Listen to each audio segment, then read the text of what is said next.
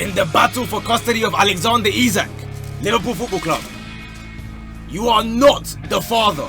Huh? They scored last minute. Yeah, nice one, man. So I can't even get into the cold intro that I had prepared for if the game had finished 2-2 like it seemed like it was about to. Because Rio Ngamoa, the boy who I told you his chain is real, scored a last minute dagger to break Newcastle hearts. What a game this was. Honestly, I know many of you would not like it because it was basically SmackDown vs Raw 2008. And I'm going to say in advance now, Liverpool fans, please do not be angry at me for what I'm going to say in this video today, because we're going to go through the team, the players. Obviously, as always, these nighttime games I post on TikTok first, so I've posted my video there. I've seen a few of the comments already before I came to record, and people are already angry. Guys, let's get one thing clear, right? A win is a win.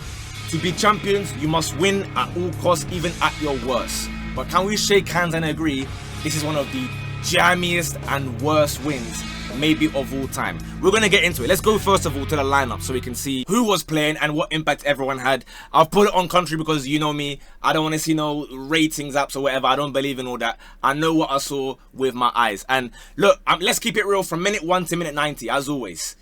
Newcastle started like a house on fire. As I said, the Liverpool players, they were moving like, you know when SpongeBob first put up to Sandy's yard and they didn't have any helmet around their head.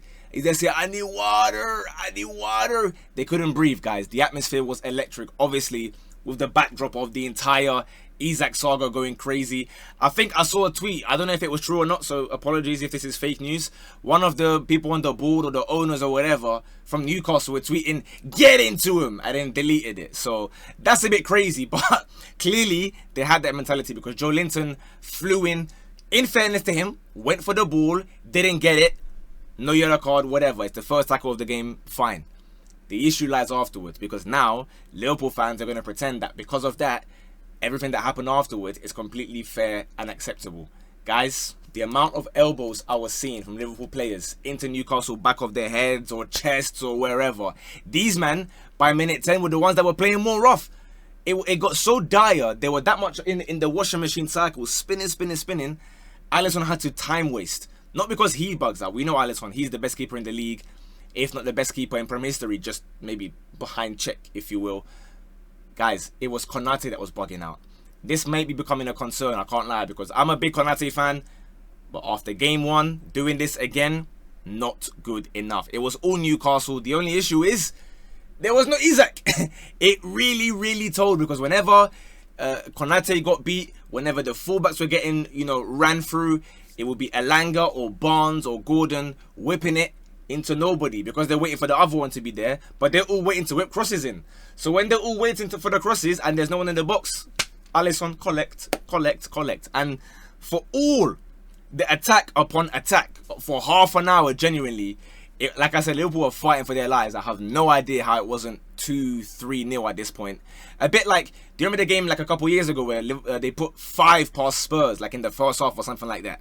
That's what it was, but with no Isak. So anyway, next thing you know, minute 35, a Gravenberch RKO out of nowhere. Or not out of nowhere, out of 25 yards. Again, do not ask me how this managed to go in. I have no clue. Do you blame Nick Pope a little bit? Look, it's a technique that definitely was unorthodox. It definitely caught him off guard. I think he got a tiny deflection as well. But regardless, Gravenberch scores against a run of play and you're thinking, wow. Like, many people use the word unsustainable quite a lot, and again, my opinion is always the first 3 or 4 games, it don't matter how you get the points, just get them. But this, I said, hold on a minute, what's going on here, bro? Newcastle are dominating, and the next thing you know, right on halftime, Anthony Gordon decides to end the game completely by getting a red card. I have no issues with the red. Let's get that first and foremost. It is like, it's a tiny bit soft in terms of I can see that he's pulling out and he's not gone in full force, but you cannot complain about that sort of red. So let's get that thing covered first and foremost. However, here's where I have my problems. Guys like Szoboszlai, SpongeBob, guys like Gravenberch, they are committing 6 or 7 yellow card fouls. Nothing's happening. Gravenberch was on the booking for I don't know how long. He was making foul after foul after foul. The ref is like, no, it's calm. Keep doing your thing, bro. That last warning. No, this is the super last warning. This is the super triple quadruple last warning. You do it again, you're going to be in trouble. But alas, look, 1-0, 10 men. We're all thinking, all right, that's it. Like, it's game over. Liverpool have somehow gone to St. James's Park and done it again. They've got an incredible record there. And in general, I think it is like 18 games in a row now, home and away in the league, that they've not beat them. Obviously, they won in the Carabao final. So everyone's catching their breath. But before we could even get our full breath back and start breathing and whatnot, second half, Slot's not even back yet for the game. It's 2-0. And Ekitike dagger, this guy, yeah, he might be him. I keep on repeating. I did not make a bombastic video for Ekitike because I had not watched Ekitike before, other than the Spurs Europa League tie, and that's not enough information for me to go off because Spurs completely locked him up, other than scoring that one goal and then doing the Henry celebration. 3 games, 3 goals. I'm moved, guys. This finish was far better than the one in the previous game where you can argue, like, was it a bobble? Was it Anthony Martial bounce through Skirtle's legs? Nah, this was a really good goal. Gakpo got the assist, and again at that point, 2-0, 10 men. Everyone pack your bags. It's over. But here's where, again, I think the biggest talking point is certainly from Liverpool fans that's going to be angry here are 2 things. One, they're going to pretend that the referees were somehow like 50-50 or even, when it was quite clear that Liverpool could make so many worse tackles that were not given as fouls or not given as yellow cards. And the second thing is Dominic Szoboszlai. Let me explain to you why, please. You are facing 10 men. Newcastle. And again, I get it, the fans, they're amped up. We're angry about Isak, so we're going to celebrate every tackle and whatever. I get that, no problem. But to me, the amount of times, I know this guy started operating like in the right back role. This guy must have thought in his head, you know what? I'm going to move like Trent today. Because he was trying diagonals. And again, someone on TikTok said, oh, you saw one bad pass and decided that he didn't, have an amazing game. I said, what? You know when Thierry Henry touched Jamie Carragher's knee like that? That's what I did, but to my own self, because I couldn't believe. I had to touch my knee to make sure that I was awake and I was reading that correctly. And obviously, like, it's midnight as I'm recording right now. They said he played incredible. Guys, it was not one time. Multiple occasions when Liverpool had sustained and soaked up all the pressure, they tried to start a counter. Szoboszlai launches it into the advertising boards. I said, what's going on here? And it twice, 3, 4 times, the guy was giving the ball away non-stop. And if you're going to tell me again that he covered ground, please, like, stop doing that, guys. You had an entire midfield, an entire back 7, if you will, that was soloed by one man, Bruno Guimaraes. Are we going to lie about this? If Szoboszlai was so fantastic and incredible, why did they have 0 control of the game against 10 men? Guys, sometimes it's okay to just be honest. I understand maybe you think he's cool, you like that he's got his long hair as well, he's got the hairband, it looks slick, and maybe you look up to him, that's your aspirations. But let's not pretend that this was some cold game. And I know what's going to happen. We're going to speak about what happened at the end. We're going to give him credit where it's due, that for sure. But we're going in chronological order. And at this point in time, where I am, Bruno G is mashing work. And lo and behold, they get a free kick.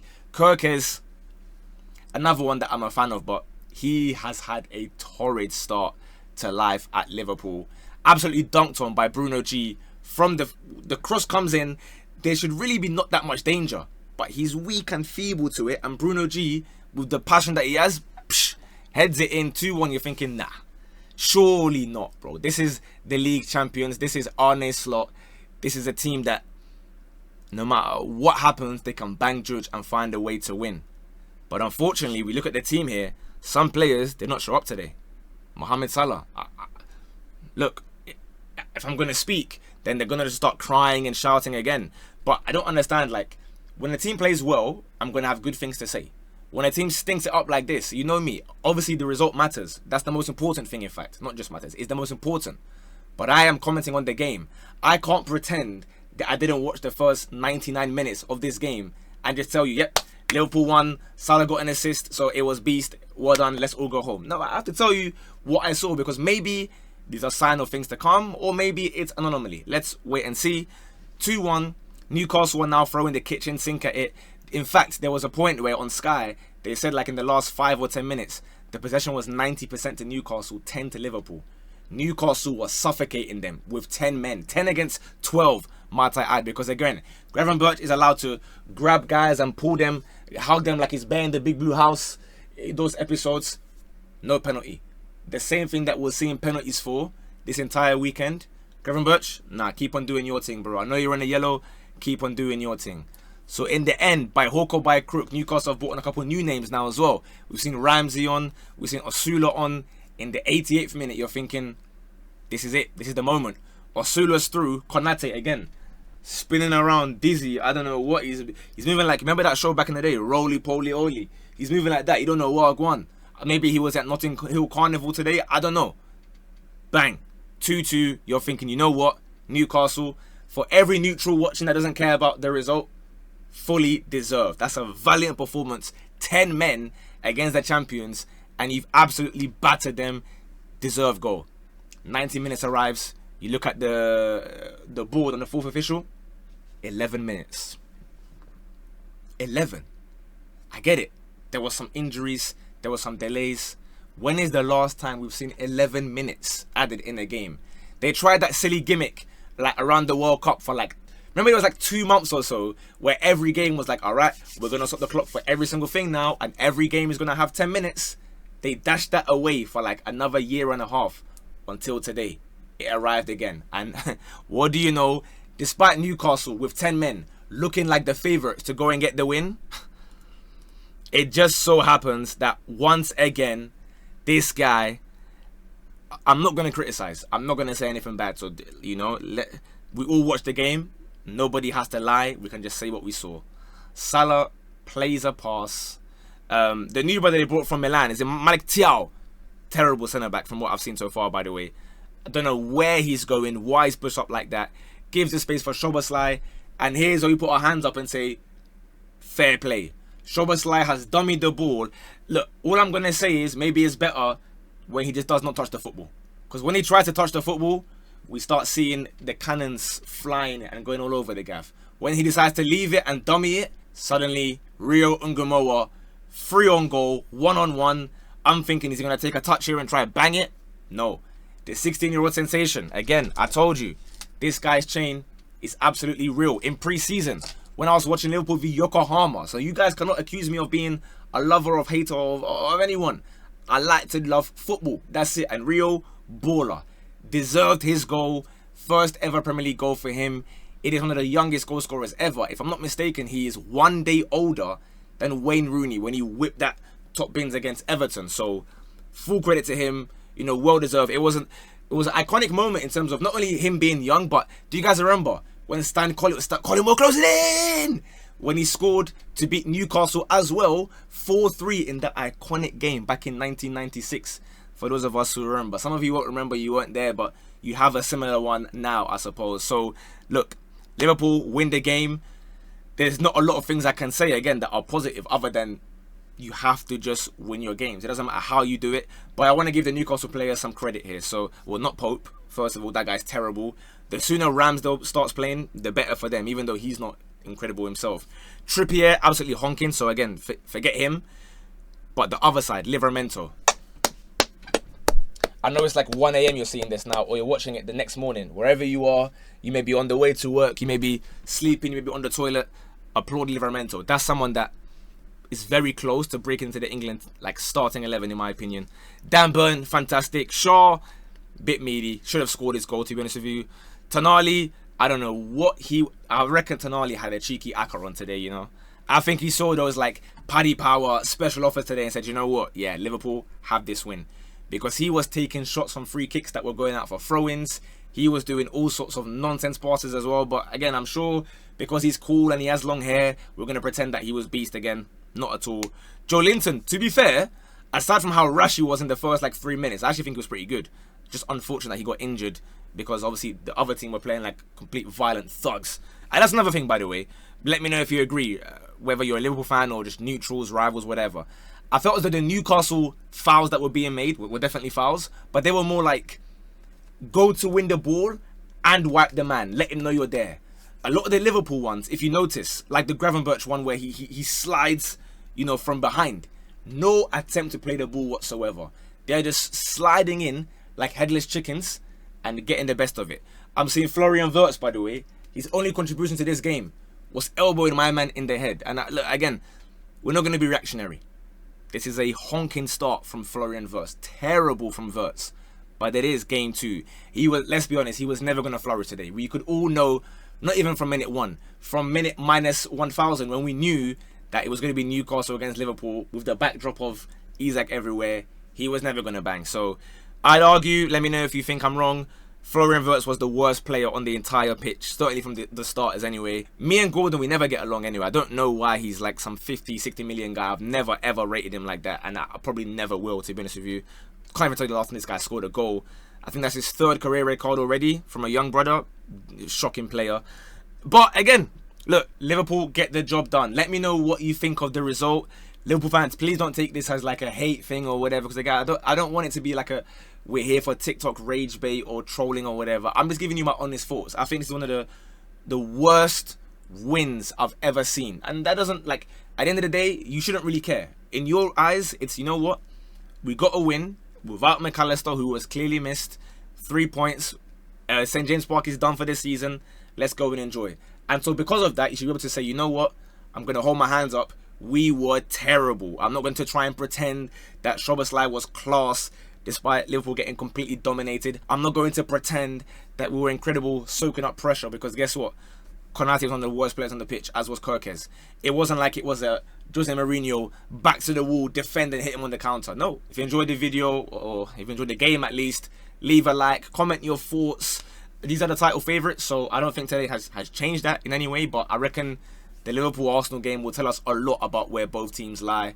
And of course, if you are appreciating the daily vids, we've done 30 days now, by the way. I promise you guys 30 days.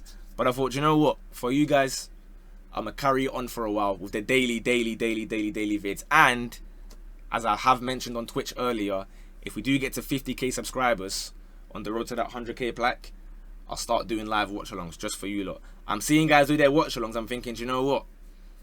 I might have to dabble in that. So 50k subscribers, look down now, look at the number. It's not 50k, so get it cracking. We're on 35k we just hit today. So again, big love to you lot, but we want to go further. 100k by the end of the year. Have a great rest of your week. I'll catch you guys in a bit. Bosh.